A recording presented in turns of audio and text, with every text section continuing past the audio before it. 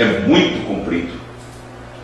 É muitas estradas, muitos atalhos, muitos retornos. Haja retorno. Só os viadutos dos grandes centros têm tanto retorno. Talvez esse caminho traçado por essas religiões tenha retornos maiores ainda. Aí você veja bem que Jesus Cristo aqui, em João 14,6, disse: eu sou o caminho, a verdade e a vida. Ninguém vem ao Pai, vem, que não seja por mim. Aí Jesus diz também: aquele que invocar o meu nome será salvo. Aquele que confessar o meu nome será salvo. Aquele que me confessar diante dos homens, eu confessarei diante do meu Pai. E aquele que me negar diante dos homens, eu negarei diante do meu Pai. Então, cai por terra tudo isso que os homens criaram. Cai por terra a imaginação de Allan Kardec. Cai por terra a imaginação do papado românico. Cai por terra tudo isso aí. Jesus é o caminho, a verdade e a vida. 1 Timóteo capítulo 2, versículo 5 tem: há um só Deus e um só mediador entre Deus e os homens, Jesus Cristo homem. Ele se fez homem para se tornar mediador. Ele rompeu o véu do templo para acabar com o intermediário. Ali acabou os intermediários. Acabou, foi ponto final.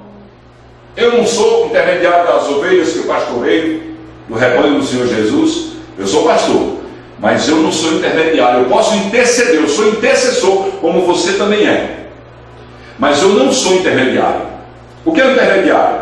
É um irmão, uma irmã chega para mim: pastor, fale com Jesus para fazer isso assim, assim por mim. Eu vou lá em Jesus, como faziam os sacerdotes antigamente. Isso acabou na cruz. Quando Jesus diz testelestai, está tudo pago, acabou isso aí. O véu do templo se rasgou. Os sacerdotes, antes do ministério de Jesus Cristo, antes da sua morte, quando o véu foi rasgado, eles entravam para adorar a Deus e para falar com Deus apenas uma vez, para falar com Deus uma vez por ano. E eles entravam amarrados com uma cordinha, e entravam com um sininho batendo. Para que isso? Fazia parte da vestimenta deles. Eles entravam lá porque, se ele entrasse em pecado, segundo a tradição judaica e também o que está escrito, se eles entrassem em pecado, morriam na presença de Deus. Morriam lá. Entendeu? E eram arrastados por aquela corda. Ele morria e ninguém podia entrar lá. Era uma vez só por ano que ele entrava.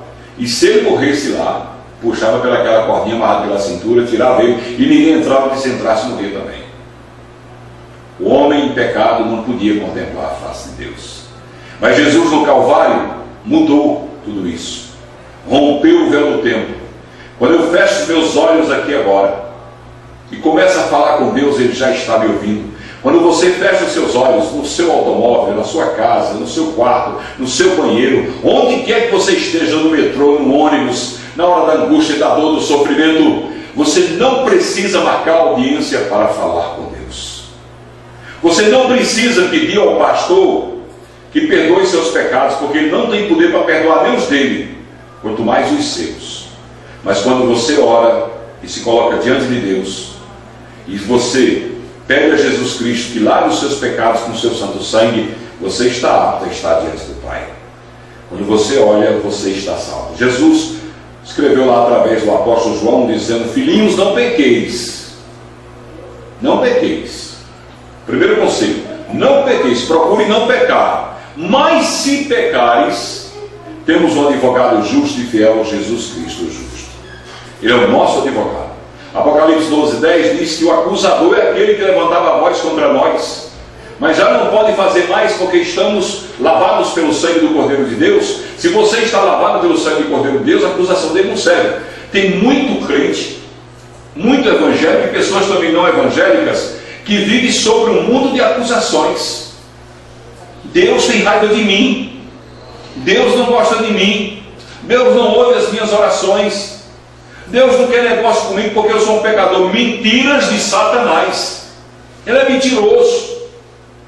Ele quer matar a tua fé, destruir as promessas de Deus para a tua vida e te matar espiritualmente. Ele veio para matar, roubar e destruir. Você tem que pensar a única coisa: não há nada que você possa fazer para que Deus te ame mais nem para que Deus te ame menos. Porque o amor dele por você é um amor incondicional. Ele decidiu te amar. Você é criatura dele, feitura de suas mãos, a sua imagem e semelhança, o grande projeto de Deus.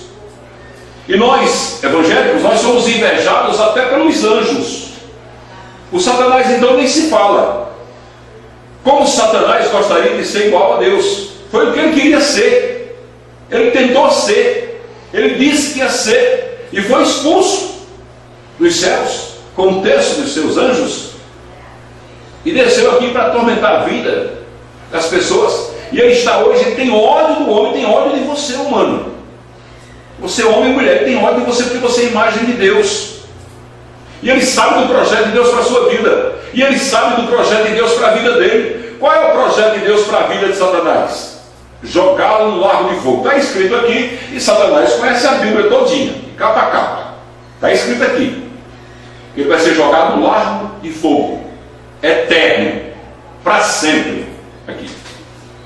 Então, como ele sabe que tem pouco tempo, ele está agora atacando principalmente o principal projeto de Deus, começado no Éden, a família brasileira, a família mundial, a sua família.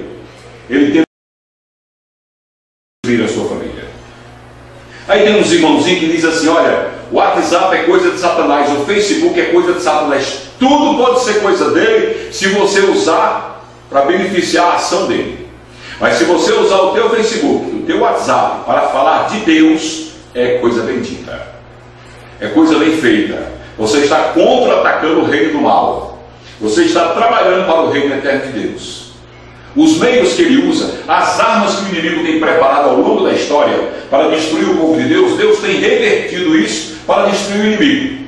Quando o rei Davi foi enfrentar Golias com aquela funda e aquelas 5 pedrinhas, usou só uma pedra. Golias caiu. Golias não morreu com aquela pedrada, ele apenas ficou desacordado. Mas aquela espada que o gigante filisteu transportava era uma espada que, segundo os estudiosos, eruditos que leem, pesava 9 quilos. Aquele homem era um homem enorme, de 3 côvados de altura. Só que o que acontece? A espada que ele usava para matar o povo de Deus foi a mesma espada que Davi usou para decepar a sua cabeça e entrar com a sua cabeça na mão no arraial do povo de Deus. As armas que o inimigo tem usado contra você. Em várias histórias bíblicas a gente vê que Deus reverte a história. Deus muda a história. Os irmãos de José não tentaram destruí-lo. Foi o que Deus fez? Deus exaltou José para beneficiar eles. Aqueles que ele queria matar, foi que deu vida a eles, porque eles estavam morrendo de fome lá em Canaã.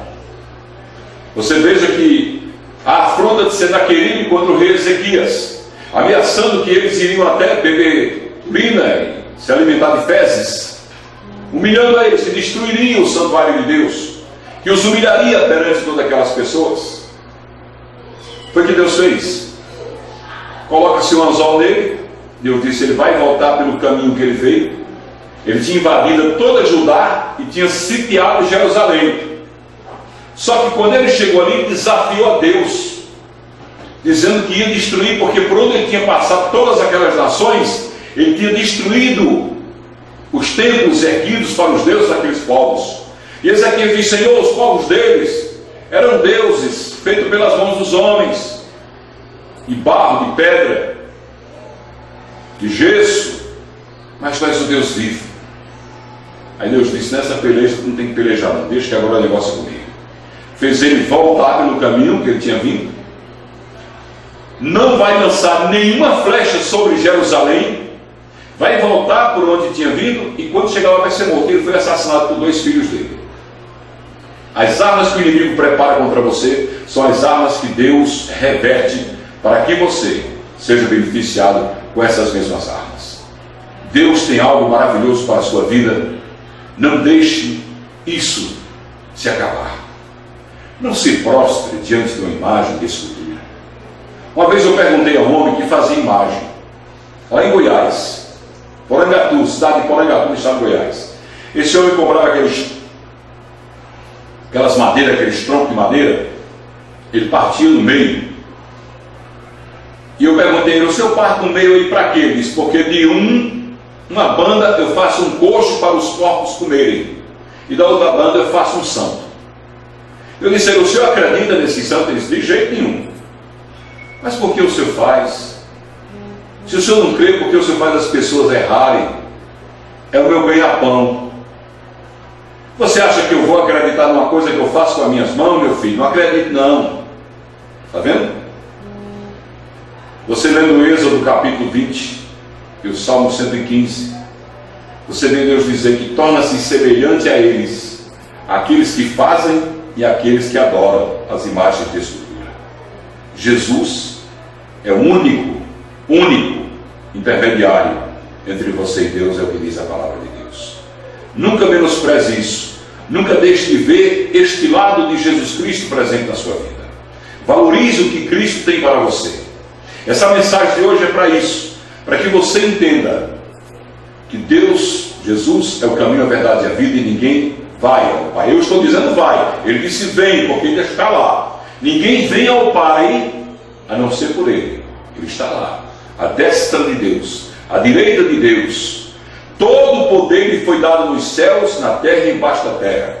Quando refere-se a embaixo da terra, é o inferno, não é Japão não, é o inferno. Todo o poder lhe foi dado. É o nome que está acima de todo nome. E diante dele todo joelho se dobrará. Só Ele é digno de honra, louvor e adoração. Só Ele é digno da tua prostração. Você não sabe o pecado que você comete quando você se prostra diante de uma imagem de gesso representando uma mulher ou um homem que, assim como você, era um comedor de feijão. Você veja bem que no momento em que João tentou prostrar-se diante do anjo, ele disse: não faça isso, eu sou um conservo seu. Prostrar-se só diante do Deus Altíssimo. Aleluia. Só Ele é digno de você se prostrar diante dele, porque Ele é Rei dos Reis, Senhor dos Senhores. Na sua coxa está escrito Rei dos Reis, Senhor dos Senhores. Apocalipse capítulo 19, versículo 16. Olha aí na sua Bíblia. Não tire de Jesus Cristo aquilo que Ele é. Não tente destruir a adoração de Jesus no seu coração. Tem pessoas até que são mais adoradoras do santo do qual é devoto do que do próprio Cristo. Irmãos, vou dizer uma coisa a vocês. Às vezes eu assisto pela televisão alguns padres nos seus sermões e eu fico abismado, porque eles pregam, eles falam, são fulano, são cicrano, e não falam em Jesus. Como também vejo alguns pastores em algumas igrejas falando da luz, mas não diz que a luz é Jesus. Então eles dizem: eu sou a luz do mundo. Fala da luz, mas não diz que a luz é Jesus. Não dá a Jesus a glória que Ele merece. Não rende a Ele a adoração que Ele merece. Essas pessoas um dia vão estar diante do grande trono de Deus, e elas vão ter que responder por isso. Você, católico, você lê aí no seu livro de Macabeus, 2 Macabeus, no capítulo 4, um livro que é apócrifo, não consta dos nossos livros, dos nossos 66 livros da Bíblia evangélica, mas você lê na sua Bíblia católica. Na sua Bíblia católica, no próprio livro de Macabeus, 2 Macabeus, capítulo 4, e em outros livros também, está escrito que não se deve adorar imagens.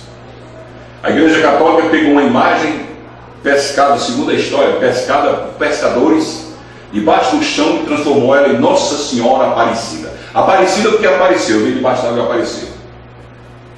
Aí lá em Êxodo 20, Deus disse que não adorarás nada que venha do céu, da terra, ou debaixo da terra, ou dentro dos rios. Leia aí, Êxodo capítulo 20 e Salmo 115. Eu estou alertando o teu coração porque eu já andei nesse caminho, mas eu conheci uma verdade que me libertou, a verdade da palavra de Deus. Eu sou o caminho, disse Jesus. Eu sou a verdade, disse Ele, e a vida, disse o Deus eterno. Ninguém vem ao Pai a não ser por mim. Não há outro caminho, não há atalho, não há retorno, não há nada, só esse caminho. Não há mediador.